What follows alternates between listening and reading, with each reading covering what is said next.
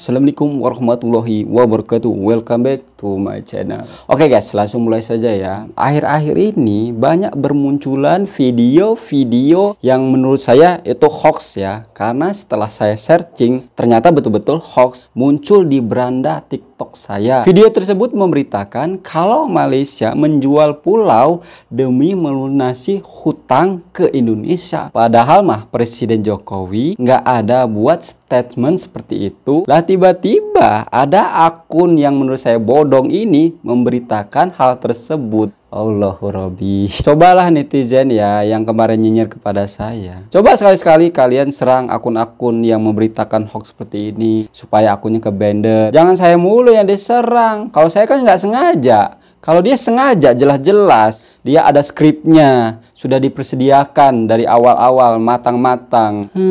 Sudah dipersiapkan matang-matang, udah pakai skrip, tapi dia memberitakan berita hoax. Allah, parah sih.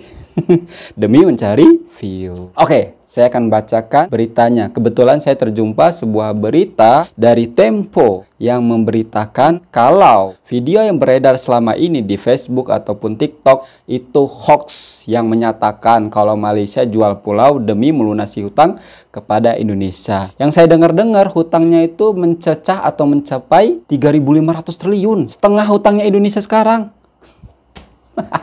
Dari awal-awal video itu muncul di beranda TikTok saya, ini pasti hoax. Saya nggak mudah percaya cuy. Kalau misalkan netizen yang mentalnya, ya kalian tahulah, pasti mudah percaya. Oke, saya akan bacakan ya. Sebuah akun Facebook mengunggah video yang berjudul Malaysia jual pulau demi lunasi utang ke Indonesia.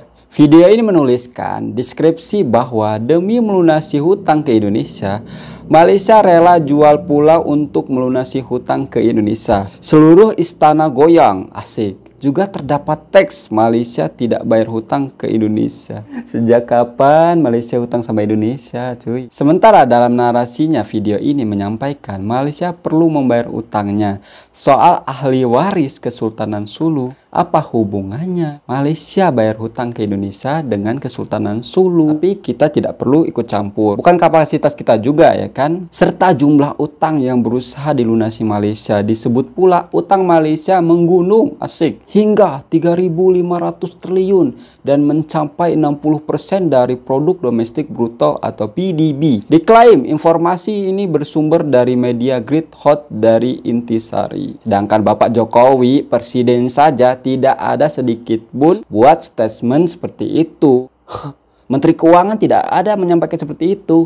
Sampai tulisan ini dibuat, video berdurasi 4 menit 22 detik. Ini disukai 6.000 orang, 829 komentar, dan dilihat 370.000 pengguna Facebook. Video ini diunggah tanggal 15 Agustus 2022. Pemeriksaan fakta. Hasil penelusuran tim cek fakta Tempo menunjukkan utang pemerintah federal Malaysia hingga akhir Juni 2022 mencapai Rm1.045 triliun atau 63,8% dari produk domestik bruto atau PDB sebanyak Rm43,1 miliar, setara 18,4% dari perkiraan total pendapatan negara dialokasikan untuk biaya layanan utang dan Rm19,8 miliar dihabiskan untuk melunasi bunga utang pemerintah yang belum terbayar. Walaupun utang Malaysia besar, akan tetapi pendapatan PDP-nya atau produk domestik brutonya itu besar juga. Kenapa hutang Malaysia di sini lebih besar daripada Indonesia? Di sini hutang Malaysia sudah mencecah 63,8%, sedangkan Indonesia masih di bawah 40% atau 40% ya. Karena produk domestik bruto dekat Malaysia atau PDP itu jauh lebih tinggi daripada Indonesia.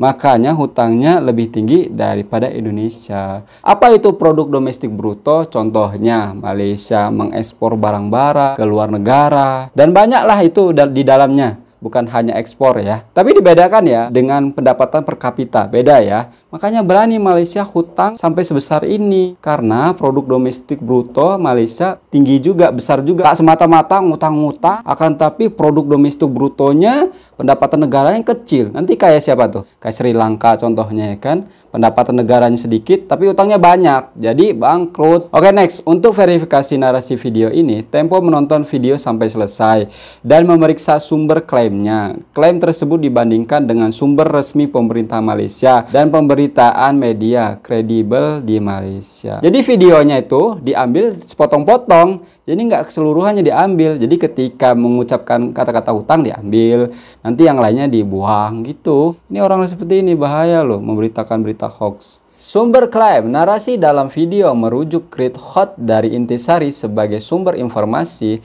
Hasil penelusuran Tempo menemukan tulisan pada situs sosok Grid ID yang dipublikasi tanggal 4 Maret 2021. Oh, ternyata ya, nanti dulu lanjut ya. Situs ini membuat judul atau tajuk punya utang Rp 3.500 triliun, Malaysia terancam bangkrut.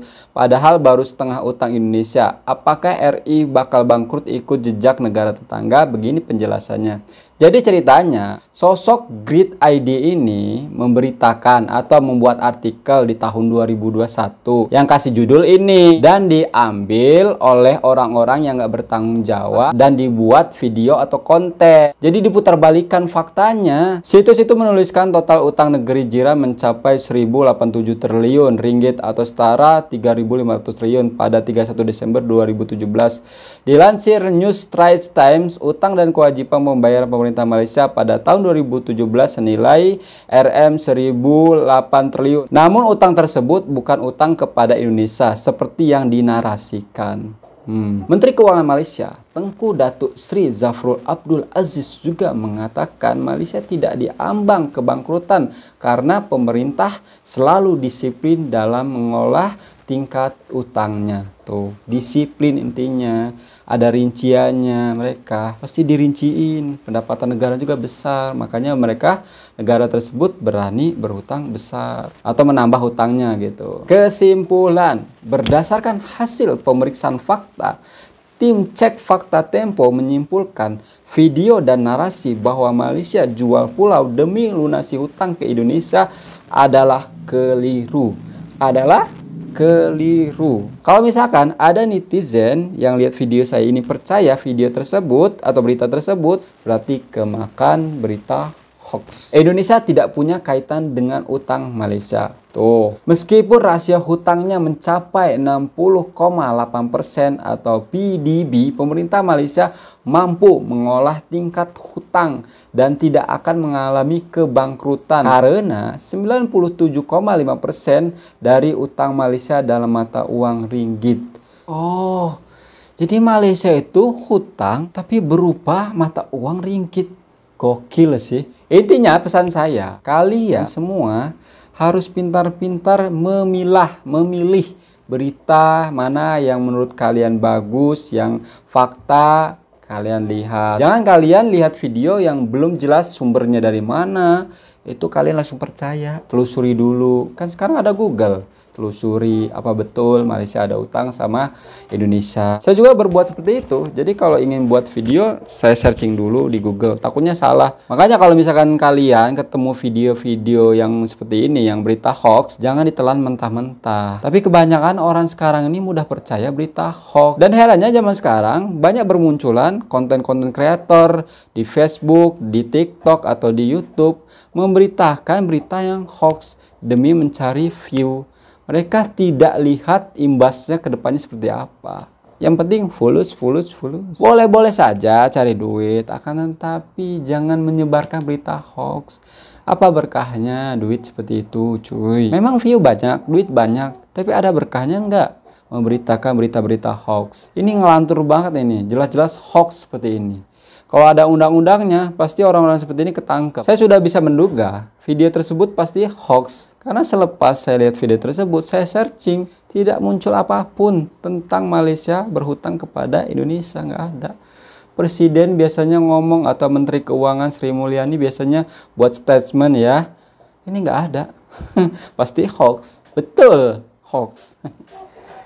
Ya, ambillah pelajaran dari semua ini ya. Kita harus pintar-pintar memilih tontonan. Jangan asal ditonton. Nanti takutnya kalian termakan berita hoax. Bahaya loh. Sekarang banyak bermunculan video-video hoax demi mencari duit. Tapi akhirnya view-nya banyak ya. Itulah. Oke teman-temanku semuanya ya. Mungkin cukup sekian video dari saya. Saya Aris. Assalamualaikum warahmatullahi wabarakatuh. Ciao.